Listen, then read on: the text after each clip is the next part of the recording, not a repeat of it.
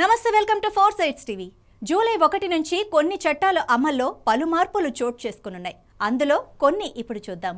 బాధితుడు ఇకపై నేరుగా పోలీస్ స్టేషన్కు వెళ్లకుండానే ఎలక్ట్రానిక్ కమ్యూనికేషన్ ద్వారా ఫిర్యాదు చేయవచ్చు. అలానే జీరో ఎఫ్ఐఆర్ ప్రకారం ఎవరైనా పోలీస్ స్టేషన్ పరిధితో సంబంధం లేకుండా ఎక్కడైనా ఫిర్యాదు చేయొచ్చు.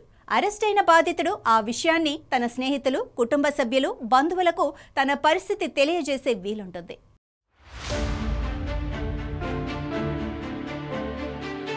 దీనివల్ల బాధితుడికి తక్షణ సాయం లభించే వీలుంటుంది. అరెస్టు వివరాలను స్థానిక పోలీస్ స్టేషన్తో పాటు జిల్లా ప్రధాన కేంద్రాల్లోనూ బహిరంగంగా ప్రదర్శిస్తారు. దీనివల్ల బాధిత కుటుంబ సభ్యులు, స్నేహితులకు ముఖ్యమైన సమాచారం తెలిపే వీలుంటుంది. కొన్ని నేరాల్లో వీడియోగ్రఫీ తప్పనిసరి వల్ల దర్యాప్తులో నాణ్యత పెరిగే అవకాశం ఉంటుంది. మహిళలు, చిన్నారులపై జరిగే నేరాల్లో దర్యాప్తు 2 నెలల్లోనే పూర్తి కావాలి. బాధిత మహిళలు, చిన్నారులకు ఉచితంగా ప్రాథమిక చికిత్స, వైద్య చికిత్స అందించాల్సి ఉంటుంది. సమ్మన్లను ఇకపై నేరుగా వెళ్లి ఇవ్వాల్సిన పని లేదు, ఆన్లైన్లో పంపించవచ్చు.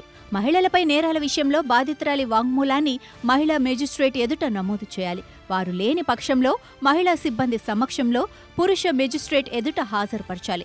బాధితులతో పాటు నిందితులకు కూడా ఎఫ్ఐఆర్ కాపీ నకలను ఉచితంగా అందిస్తారు. పోలీసు రిపోర్ట్, ఛార్జిషీట్, స్టేట్మెంట్లు, ఇతర డాక్యుమెంట్స్ 2 వారాల్లో పొందవచ్చు. కేసు విచారణ అనవసర ఆలస్యాన్ని నివారించేందుకు కోర్టులు గరిష్టంగా 2 వాయిదాలు మాత్రమే మంజూరు చేయాలి. సాక్షుల రక్షణ పథకాన్ని అన్ని రాష్ట్ర ప్రభుత్వాలు తప్పనిసరిగా అమలు చేయాలి. అత్యాచార కేసుల్లో బాధితురాలి వాంగ్మూలాన్ని ఆడియో, వీడియో ద్వారా పోలీసులు నమోదు చేయాలి.